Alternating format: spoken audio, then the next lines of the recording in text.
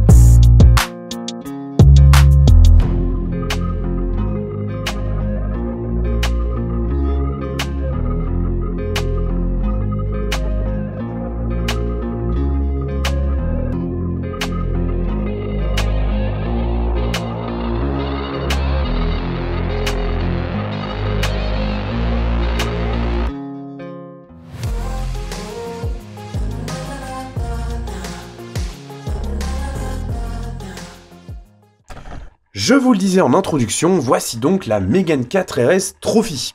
Alors, on va contextualiser un petit peu le propos.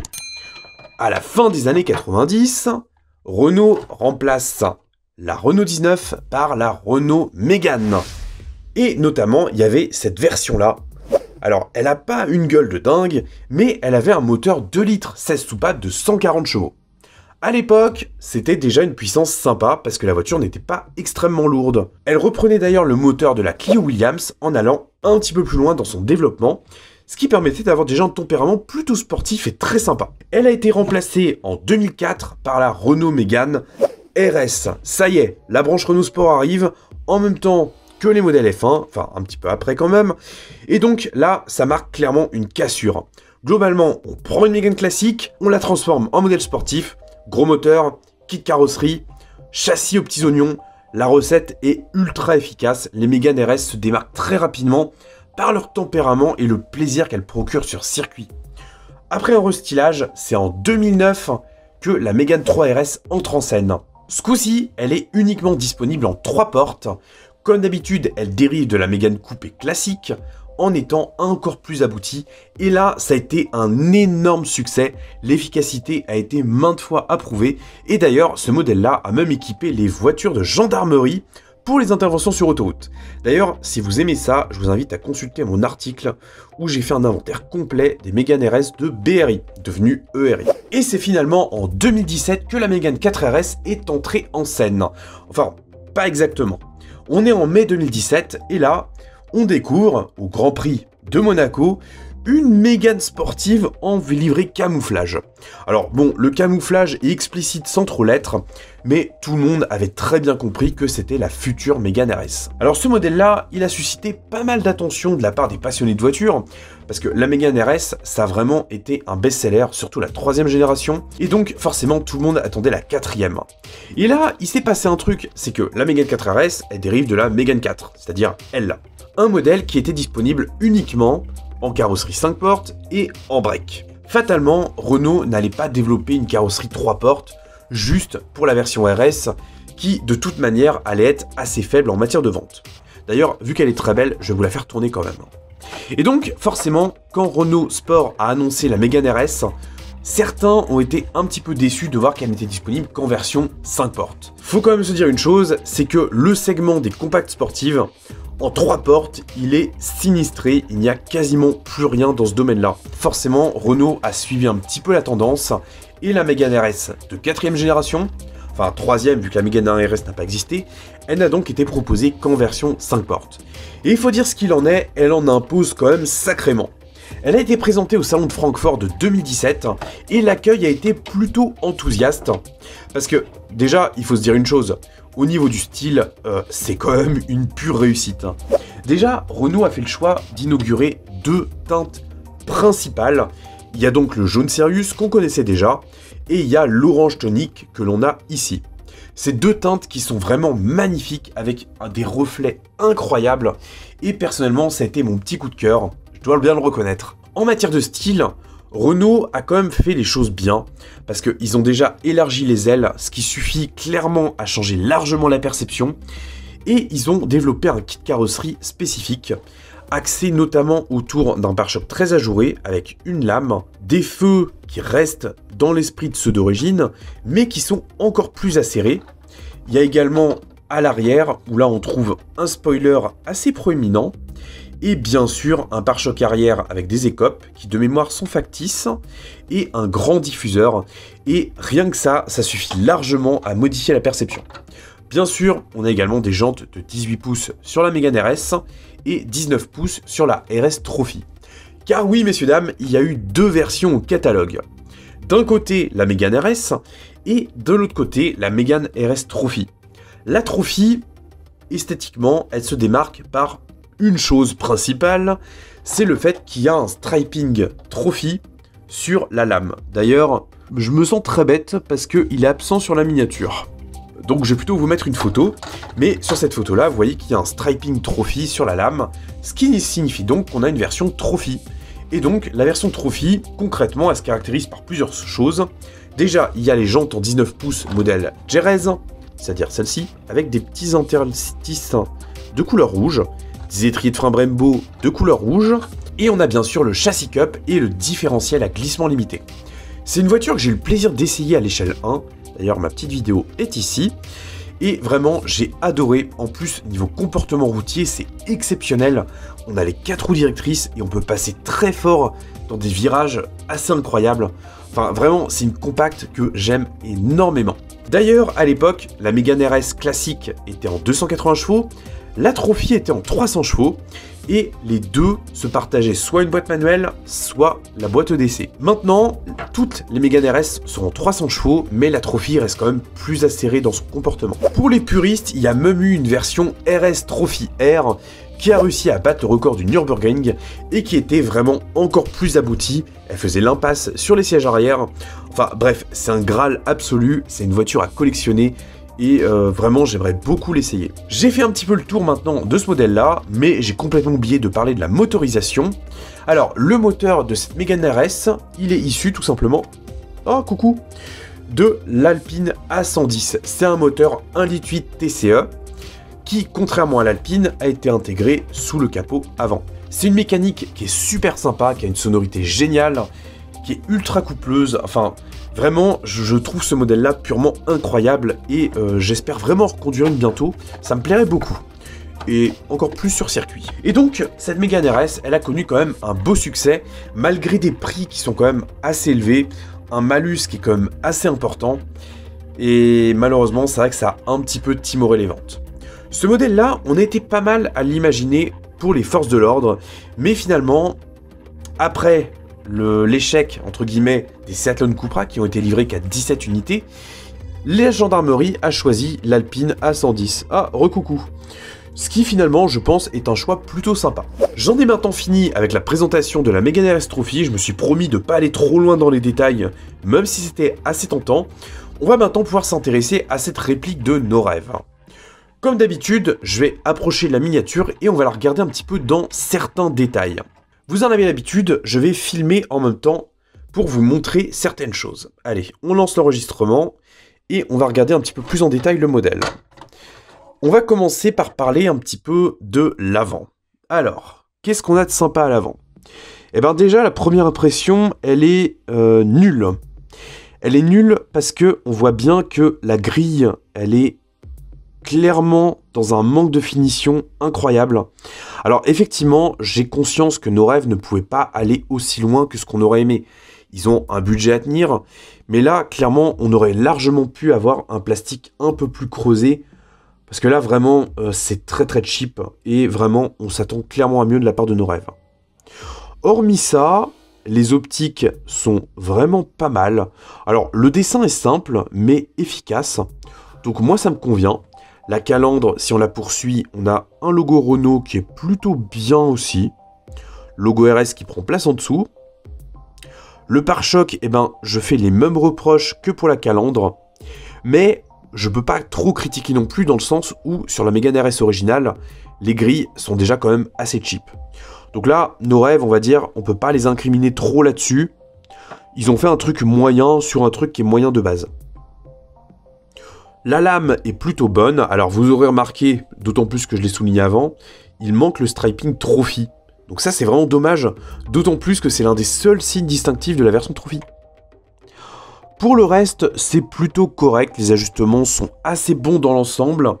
Alors on est sur une miniature en métal, mais nos rêves a fait l'impasse sur les ouvrants, pour tout simplement des restrictions budgétaires. C'est un petit peu dommage, parce que pour le coup ce modèle-là il apporte trop rien de plus que la version auto.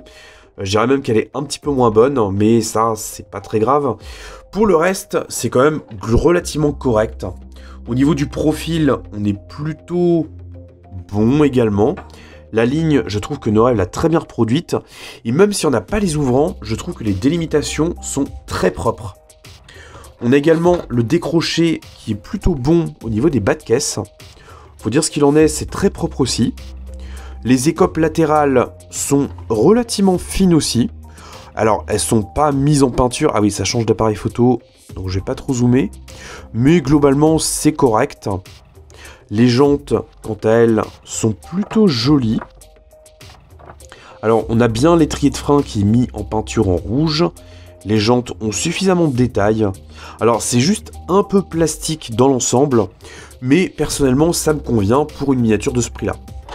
Donc globalement, le profil est plutôt une réussite. Si on continue, on a également le contour chromé au bas des vitres, qui est très bien appliqué. Là honnêtement, nos rêves, ils ont fait du bon travail. Pour les poignées de porte, j'ai trop rien à en dire non plus. C'est également relativement fin, c'est des pièces qui sont rapportées et qui sont appliquées très finement. Les rétroviseurs sont également plutôt fins. Honnêtement, on voit même la jonction permettant de les rabattre, ce qui est assez rare en miniature. Donc là encore, c'est du très bon travail. Je trouve que Noref s'en est super bien sorti. Ensuite, au niveau du cul de notre miniature, alors on a le petit essuie-glace arrière, le spoiler qui est plutôt pas mal, on a le feu stop qui est bien appliqué également. Les feux arrière sont pas exceptionnels, mais globalement c'est pas mal. Alors ça rend mieux en vrai que sur vidéo, je dois bien le reconnaître. Le logo Mégane me paraît un peu gros. Un peu quand même. Par contre, le logo RS, lui, est pas mal. Au niveau du diffuseur, alors là, pas de fioriture, mais tout est présent. La double sortie d'échappement, elle est bien là. Alors bien sûr, elle est creusée également, c'est du plastique peint. Mais comme on a du relief, pour le coup, je trouve que ça fait largement le travail. Contrairement à l'avant. J'aurais aimé que nos rêves aient cette même rigueur pour l'avant que pour l'arrière. Pour le reste, c'est bien, dans le sens également où on a des vitres qui se paraissent un peu plus teintées à l'arrière. Alors, je pense pas que ce soit de beaucoup, peut-être même que c'est qu'une impression d'optique, ce qui est probablement le cas, mais je trouve que c'est bien. Donc voilà ce que je peux en dire. Au niveau du toit, on a une petite antenne qui est bien également. Par contre, là où je voulais revenir, c'est concernant la peinture. Alors, le orange tonique, il est très beau dans la réalité, il est magnifique en miniature.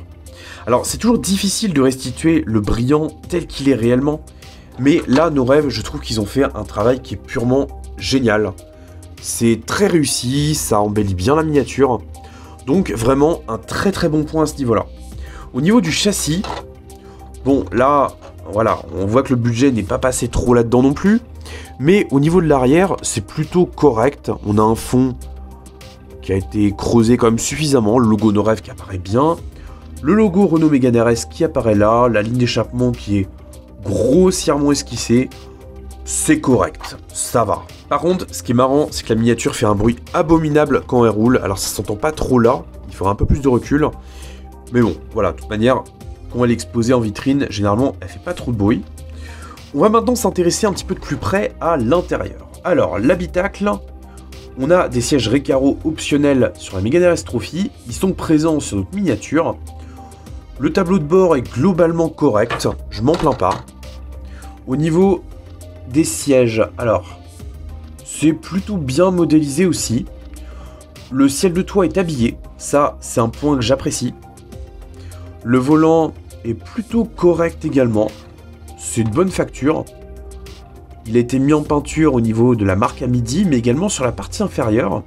Les fonds de compteur, on voit qu'ils ont été également imprimés. Donc là, niveau réalisme, c'est bien aussi. C'est le genre de détail que j'aime bien. Les commodos sont bien présents, les aérations sont plutôt fines. Le planche de bord est plutôt correct, d'ailleurs, je pense que je l'apercevrai mieux depuis ce côté. On perçoit le système Airlink qui a été mis en habillage avec les différentes icônes. Donc là encore, c'est le genre de détail que j'aime bien. Ça apporte du réalisme. Les menus, on peut même les distinguer.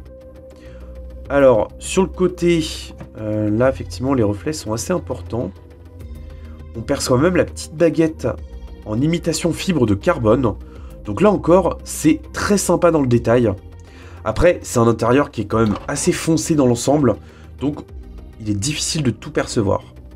Au niveau des places arrière, peut-être que ça va être mieux comme ça. C'est globalement correct, même traitement qu'à l'avant. C'est fin.